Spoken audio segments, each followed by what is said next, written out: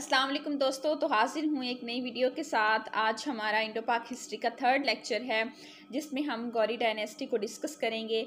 अपने last 2 lectures में हमने डिस्कस किया कि किस तरह मोहम्मद बिन कासिम जो थे वो बरसगीर में आए और इस्लाम की आमद हुई, और 712 में मोहम्मद बिन कासिम ने बरसगीर जो है उस पर हमला किया और सिंध को फ़तह किया। और देन हमने देखा गज़नवी डायनेस्टी कि किस तरह जो महमूद गज़नवी थे उन्होंने 17 हमले किए बरसगीर में, और देन उसके बाद जो है वो गौरी डायनेस्टी आती है। अब हमने देखा था कि गज़नवी डायनेस्टी में जब महमूद गज़नवी की डेथ हो जाती है तो उसका बेटा जो मसूद गज़नवी होता है वो हुकूमत को नहीं संभाल सका। तो क्या होता है कि मुल्क में सल्तनत में इंतशार पैदा होना शुरू हो जाता है, और इनके जो आखिरी हुक्मरान होते हैं खुसरू मलिक, उसे जो है लाहौर में कत्ल कर दिया जाता है। और जो है वो कौन करते हैं, वो शहाबुद्दीन गौरी करते हैं। Then our coming lecture will be on Delhi Sultanate, जो कि 1206 से लेकर 1526 तक जो है वो चली। अच्छा, अब हम मैप से समझने की कोशिश करते हैं कि किस तरह जो है वो गौरी डायनेस्टी की बुनियाद रखी गई और कैसे गौरी डायनेस्टी ने स्टार्ट लिया। और जो गौरी डायनेस्टी होती है वो 33 साल तक चलती है, 33 ईयर्स तक। अच्छा, अब हम मैप से समझने की कोशिश करते हैं कि किस तरह जो है वो गौरी डायनेस्टी की बुनियाद रखी गई और कैसे गौरी डायनेस्टी ने स्टार्ट लिया। तो अफ़गानिस्तान का एक इलाका है गौर, जहाँ पर 2 भाइयों की हुकूमत थी, गियासुद्दीन गौरी और शहाबुद्दीन गौरी। ये जो हैं ये अफ़गानिस्तान के इलाके गौर से उठे और 1173 में इन्होंने गज़नी पर हमला किया और गौरी डायनेस्टी बनी। अब 1173 में अफ़गानिस्तान पर इन्होंने हुकूमत बना ली गज़नी पर हमला करके। अब ये सब कॉन्टिनेंट में आएंगे और वहाँ पर हमले करेंगे। अच्छा, अब जो गियासुद्दीन गौरी थे वो बड़े भाई थे और शहाबुद्दीन गौरी जो थे वो छोटे भाई थे।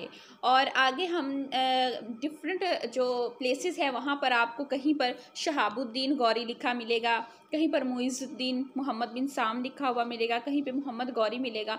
तो आप लोगों ने कंफ्यूज नहीं होना, ये एक ही बंदे का नाम है शहाबुद्दीन गौरी। शहाबुद्दीन गौरी को मुइज़ुद्दीन मोहम्मद बिन साम भी कहते हैं और मोहम्मद गौरी भी कहते हैं। अच्छा, 1173 में इन्होंने गज़नी पर हमला करके अफ़गानिस्तान में हुकूमत बना ली और उसके बाद इन्होंने मूव किया सब कॉन्टिनेंट में, और 1175 में इन्होंने मुल्तान पर हमला किया और शहाबुद्दीन गौरी जो है उन्होंने दरगोमल से होते हुए हिंदुस्तान आए।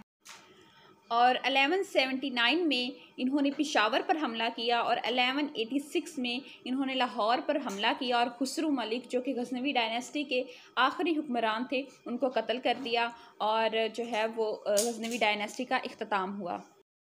अच्छा, अब जो हिंदुस्तान में हिंदू रूलर्स थे वो गज़नवी डायनेस्टी को एक्सेप्ट नहीं कर रहे थे, तो इसी वजह से जो शहाबुद्दीन गौरी होते हैं वो जो हैं वो नॉर्थ इंडिया की तरफ मूव करते हैं। और तराइन के मकाम पर जो है वो फर्स्ट बैटल ऑफ तराइन होती है 1191 में।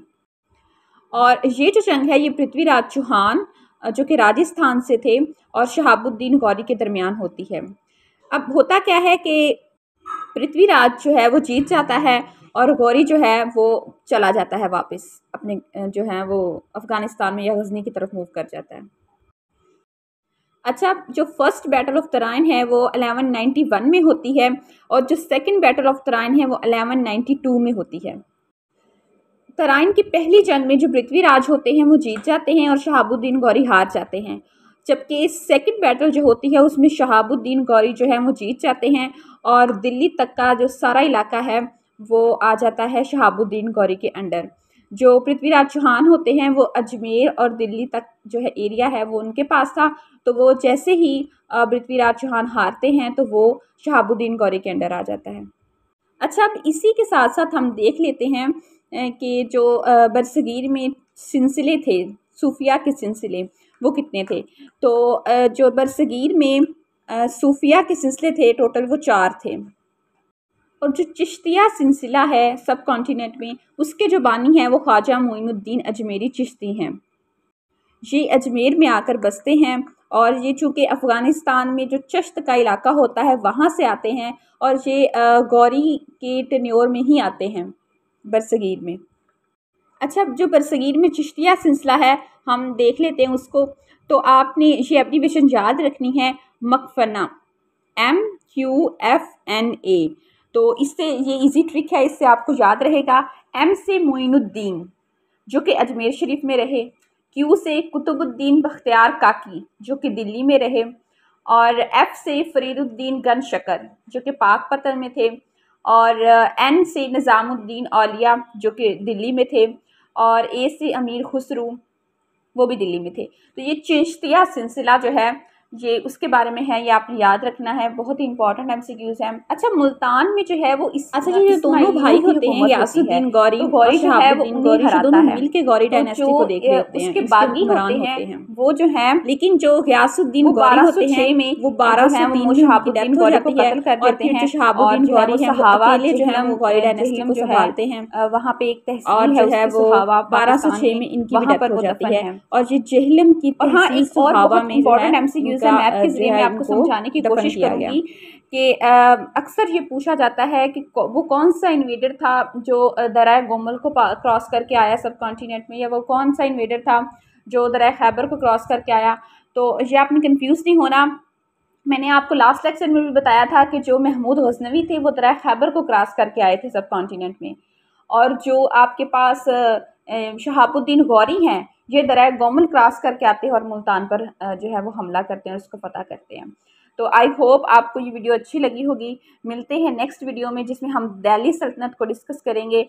और लिटरली मैंने कुछ भी एक्स्ट्रा आपको नहीं करवाया, बिल्कुल वही बातें बताई हैं जो अभी तक PPSC और FPSC में पूछी जा चुकी हैं, और एक्स्ट्रा इन्फॉर्मेशन इसमें कोई भी नहीं है, और आपने इसे ज़रूर याद करना है और अच्छे से प्रिपेयर करना है।